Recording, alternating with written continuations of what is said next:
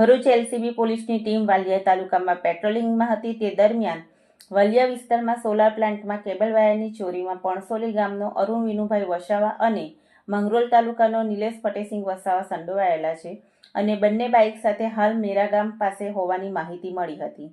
જે માહિતીના આધારે તપાસ કરતા બંનેને મેરા ગામ પાસેથી ઝડપી લીધા હતા અને સઘન પૂછપરછ કરતા અરુણ વસાવાએ કબૂલાત કરી હતી કે તેને પૈસાની જરૂરિયાત માટે ચોરી કરવાનું નક્કી કર્યું હતું. તેણે પોતાના મિત્ર નિલેશ વસાવા, જીગો વસાવા, મેહુલ વસાવા અને વિશાલ વસાવા સાથે મળીને છેલ્લા 1 મહિનામાં વાલિયા વિસ્તારમાં 5 અલગ અલગ સોલાર પ્લાન્ટમાંથી કેબલ ચોરી કરી હતી. ચોરી કરેલા કેબલમાંથી નીકળેલું કોપર મોસાલી ખાતે ભંગારનો વેપાર કરતા મોઇન સૈયદને વેચ્યું હતું. તેમજ અંકલેશ્વરના સેંગપુર ગામ ઈ સીમમાં આવેલ સોલાર પ્લાન્ટમાંથી કેબલ વાયરની ચોરી કરી હોવાનું જણાવ્યું હતું.